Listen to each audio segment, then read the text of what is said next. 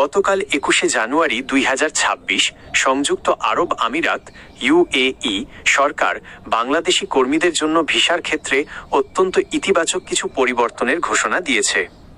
দীর্ঘ প্রতীক্ষার পর দুবাই সহ পুরো আমিরাত জুড়ে বাংলাদেশিদের জন্য কর্মসংস্থানের নতুন দুয়ার খুলে যাচ্ছে। এই ঘোষণার প্রধান সুখবরগুলো নিচে বিস্তারিত আলোচনা করা হলো। সব ক্যাটাগরিতে ভিসা পুনরায় উন্মুক্ত। গত কয়েক বছর ধরে সাধারণ শ্রমিকদের আনস্কিল্ড লেবার জন্য ভিসা পাওয়া যেখানে প্রায় অসম্ভব ছিল, সেখানে 21 জানুয়ারির নতুন সিদ্ধান্ত অনুযায়ী নির্মাণ শ্রমিক, ড্রাইভার, ক্লিনার এবং সাধারণ কর্মীদের জন্য ভিসা কোটা বৃদ্ধি করা হয়েছে।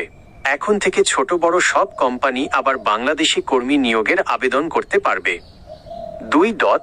ভিজিট ভিসা থেকে কাজের ভিসা স্ট্যাটাস চেঞ্জ।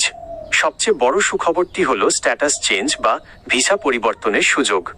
যারা বর্তমানে ভিজিট ভিসায় দুবাইতে আছেন, তারা কোনো কোম্পানির কাজ খুঁজে পেলে সহজেই সেটি এমপ্লয়মেন্ট ভিসায় রূপান্তর করতে পারবেন। এর আগে এই প্রক্রিয়াটি অনেক কঠোর বা মাঝে মাঝে বন্ধ ছিল। 3. ব্ল্যাক লিস্টেড কোম্পানির জটিলতা নিরসন। অনেক কোম্পানির লাইসেন্স জটিলতার কারণে বাংলাদেশিদের ভিসা লাগছিল না। আরব আমিরাত সরকার সেই সব বিধিনিষেধ শিথিল করেছে, যার ফলে ঝুলে থাকা কয়েক হাজার ভিসা ইস্যু হওয়ার পথ পরিষ্কার হয়েছে। 4. গোল্ডেন ও গ্রিন ভিসার সুযোগ বৃদ্ধি।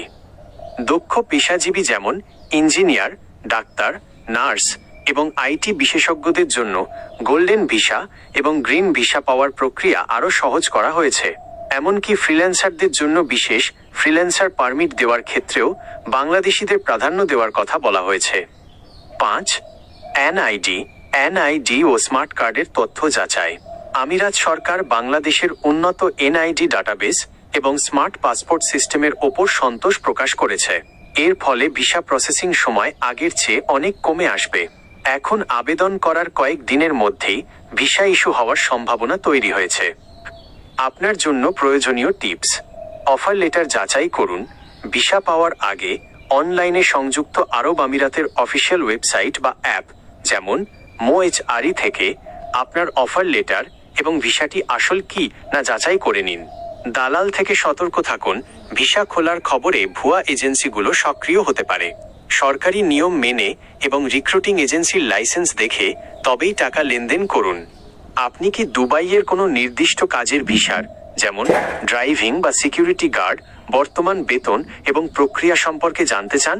আমি আপনাকে বিস্তারিত তথ্য দিতে পারি।